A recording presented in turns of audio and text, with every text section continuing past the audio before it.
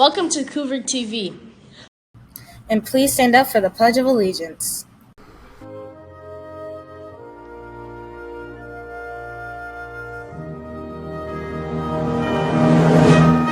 I pledge allegiance to the flag of the United States of America and to the republic for which it stands, one nation, under God, indivisible, with liberty and justice for all.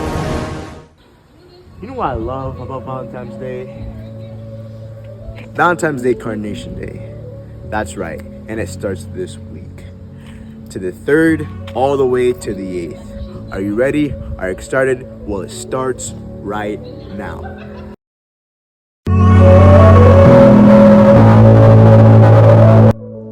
It's that time of the year. It's Valentine's Day. On behalf of PTSA, we will be selling carnations for $1. Pre-orders will begin on February 7th through the 9th. If you're interested, please see us on stage during A, B, or C lunch. If you are purchasing for a family member or a friend, please have their first and last name. If you are purchasing for a friend here at Congress Middle School, please provide their 6th period at the end of your message. Thank you and see you there.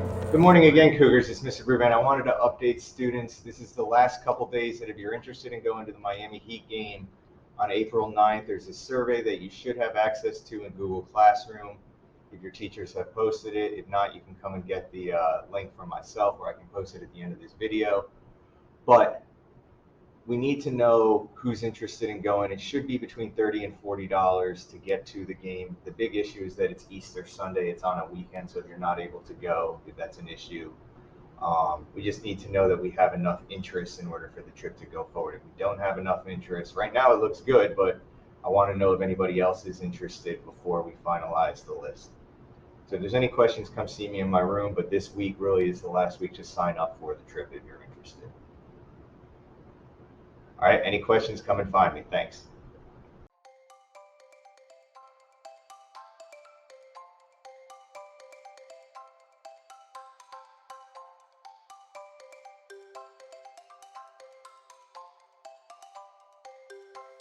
Hi, my name is Evan Mestel. I'm the 7th grade guidance counselor here at Congress Middle School. I do like being guidance counselor here at Congress. It's both rewarding and challenging at times, and what I like most about the job are working with the students. Good morning. My name is Ms. Jill Michelle. I am the behavioral health professional for Congress Middle.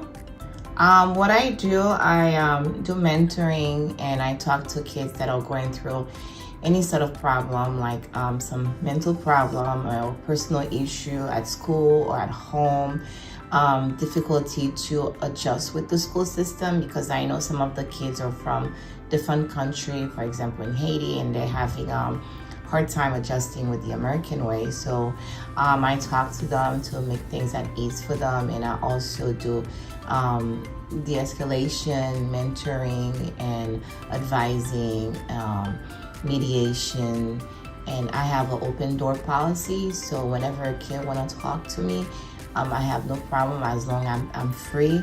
They're free and to come anytime they want to. Hello Cougars, my name is Tawana Richardson, and I am a mental health professional at Congress Middle School.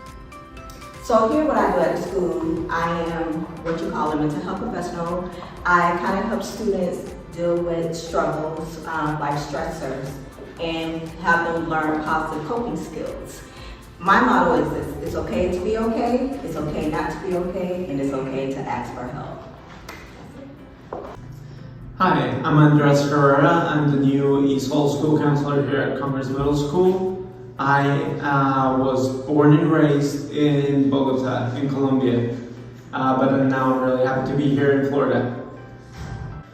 So I'm here to help students from diverse backgrounds to be successful, to be happy here at school, and to help them adjust with anything they need. It's hard to be in a new place, new country, but I'm here to help with that transition and for them to feel as welcome as possible. Good morning. My name is Mr. Freud, and I've been working here as Eastern Counselor for almost 3 years. And every day I show to work, I have one thing in mind. I have one purpose, is to be able to help my kids to reach their academic goals.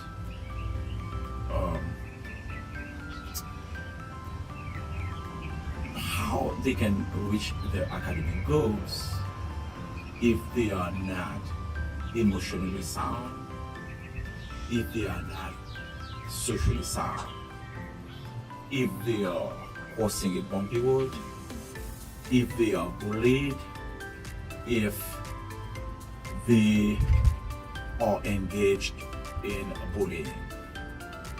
So for that reason, I want to make sure that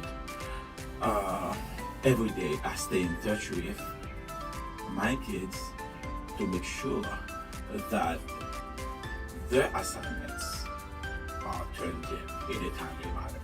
Okay. Hello. Hi. My name is Miss C. Williams, 8th grade school counselor here at Congress Middle School.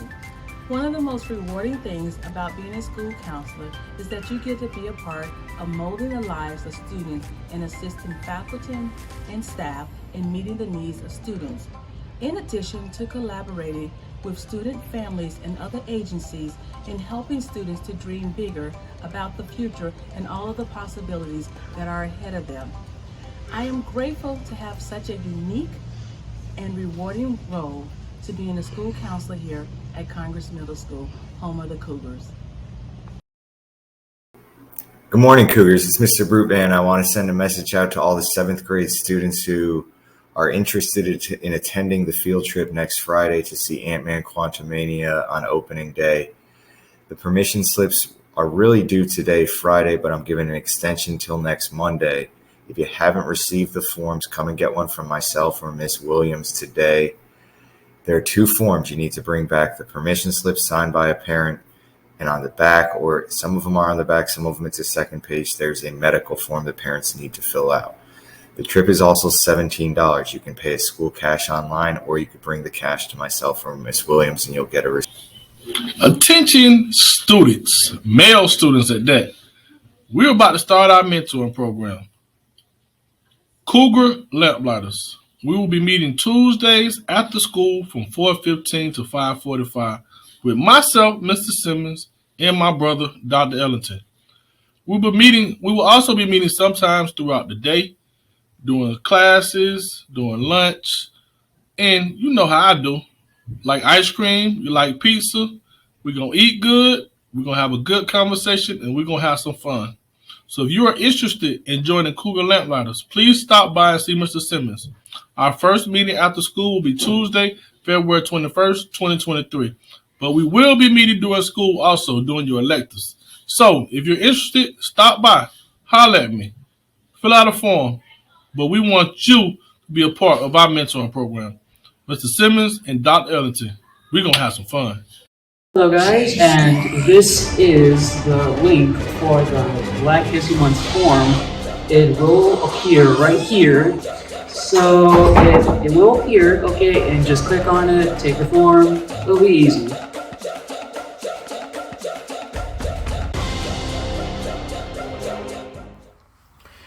In the late 1800s, lynchings were happening all over American South, often without investigations or consequences for the murderers. A young journalist, Ida B. Wells, set out to expose the truth about these killings. Her report shocked the nation, launched her journalism career, and a lifelong pursuit of civil rights. Wells blazed a trail for many journalists to follow, including Tanisha Poole Coates. Coates gained a wide readership during his time and national correspondence at The Atlantic, where he wrote about cultural, social, and political issues, particularly regarding African Americans and white supremacy.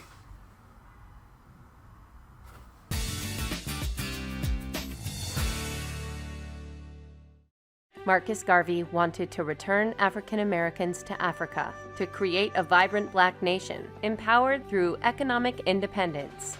Although some of his goals were controversial, his crusade would inspire leaders from Malcolm X to Martin Luther King and Nelson Mandela. Garvey was certainly a controversial figure, but the concepts that we now think of as Black nationalism and Black pride started with Garvey's pronouncements. Marcus Mosiah Garvey was born in St. Ann's Bay, Jamaica, on August 17, 1887. Beginning as a printer's apprentice at 14, Garvey became a union organizer and later worked various jobs across Central America. Marcus Garvey found wherever he went, Black people of African heritage in particular were always on the lower stratification end of society. This had a profound impact on him. Particularly, his concern was for the uplift of African people globally. In 1912, Garvey sailed to London, England, and took night courses at Birkbeck College. After working for a Pan-African newspaper, Garvey returned to Jamaica in 1914 and formed the United Negro Improvement Association, or UNIA. The UNIA was about Black self-determination. It was about galvanizing the ideas of Black repatriation to the motherland, the continent of Africa. And it was extremely important in terms of getting Black people to understand self-pride, pride in one's race. Inspired by Booker T. Washington to raise funds and start his own school, Garvey came to the United States in 1916 and in 1918 began publishing the Negro World newspaper. Garvey was extremely outspoken. He was, some people would say, almost bombastic. He wanted to take over Africa and had elected himself as president of Africa without consulting the Africans, unfortunately. Determined to achieve economic independence for African Americans, Garvey launched the Negroes Factories Association in 1919 and a shipping company called the Black Star Line, which he planned to use to transport passengers back to Africa. Garvey was a great organizer, but unfortunately not a great businessman. During the time that Garvey and the UNIA were trying to launch the Black Star Line, they solicited funds from investors for stock options through the mail. And this resulted later on in allegations of mail fraud, and Garvey was convicted and sent to prison. After serving 5 years in prison, Garvey was deported. He eventually moved to London, and in 1938, he supported the Greater Liberia Act, created by known white supremacist, Senator Theodore Bilbo from Mississippi. Marcus Garvey's association with Senator Bilbo is related more on a practical level rather than an intellectual like for each other. Marcus Garvey's attempt to help Africans in America leave and go to Africa fell in line with some aspects of KKK philosophy. Garvey died in London on June 10, 1940. He was reinterred in Jamaica in 1964 and is hailed as Jamaica's first national hero and the prophet of the Rastafarian religion. Although Garvey was a flawed leader, he's someone who is really important to the history of the Black radical tradition. He was probably one of the strongest voices of Black nationalism in history.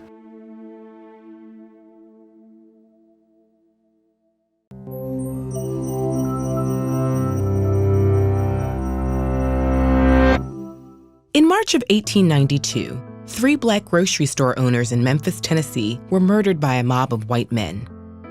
Lynchings like these were happening all over the American South, often without any subsequent legal investigation or consequences for the murderers. But this time, a young journalist and friend of the victims set out to expose the truth about these killings. Her reports would shock the nation and launch her career as an investigative journalist, civic leader, and civil rights advocate. Her name was Ida B. Wells. Ida Bell Wells was born into slavery in Holly Springs, Mississippi on July 16, 1862, several months before the Emancipation Proclamation released her and her family. After losing both parents and a brother to yellow fever at the age of 16, she supported her 5 remaining siblings by working as a school teacher in Memphis, Tennessee. During this time, she began working as a journalist. Writing under the pen name Iola, by the early 1890s, she gained a reputation as a clear voice against racial injustice and became co-owner and editor of the Memphis Free Speech and Headlight newspaper. She had no shortage of material. In the decades following the Civil War, Southern whites attempted to reassert their power by committing crimes against Black people, including suppressing their votes, vandalizing their businesses, and even murdering them. After the murder of her friends, Wells launched an investigation into lynching. She analyzed specific cases through newspaper reports and police records, and interviewed people who had lost friends and family to lynch mobs. She risked her life to get this information. As a Black person investigating racially motivated murders, she enraged many of the same Southern white men involved in lynchings. Her bravery paid off. Most whites had claimed and subsequently reported that lynchings were responses to criminal acts by Black people. But that was not usually the case. Through her research, Wells showed that these murders were actually a deliberate, brutal tactic to control or punish Black people who competed with whites. Her friends, for example, had been lynched when their grocery store became popular enough to divert business from a white competitor. Wells published her findings in 1892. In response, a white mob destroyed her newspaper presses. She was out of town when they struck, but they threatened to kill her if she ever returned to Memphis. So she traveled to New York, where that same year she republished her research in a pamphlet titled Southern Horrors, Lynch Law in All Its Phases. In 1895, after settling in Chicago, she built on Southern Horrors in a longer piece called The Red Record. Her careful documentation of the horrors of lynching and impassioned public speeches drew international attention. Wells used her newfound fame to amplify her message. She traveled to Europe, where she rallied European outrage against racial violence in the American South, in hopes that the U.S. government and public would follow their example. Back in the U.S., she didn't hesitate to confront powerful organizations, fighting the segregationist policies of the YMCA and leading a delegation to the White House to protest discriminatory workplace practices. She did all of this while disenfranchised herself. Women didn't win the right to vote until Wells was in her late 50s, and even then, the vote was primarily extended to white women only. Wells was a key player in the battle for voting inclusion, starting a Black women's suffrage organization in Chicago. But in spite of her deep commitment to women's rights, she clashed with white leaders of the movement. During a march for women's suffrage in Washington, D.C., she ignored the organizers' attempt to placate Southern bigotry by placing Black women in the back and marched up front alongside the white women. She also chafed with other civil rights leaders who saw her as a dangerous radical. She insisted on airing, in full detail, the atrocities taking place in the South, while others thought doing so would be counterproductive to negotiations with white politicians. Although she participated in the founding of the NAACP, she was soon sidelined from the organization. Wells' unwillingness to compromise any aspect of her vision of justice shined a light on the weak points of the various rights movements and ultimately made them stronger, but also made it difficult for her to find a place within them. She was ahead of her time, waging a tireless struggle for equality and justice, decades before many had even begun to imagine it possible. If you were inspired by Ida B. Wells' fight for equality, check out this playlist for more videos about influential women throughout history.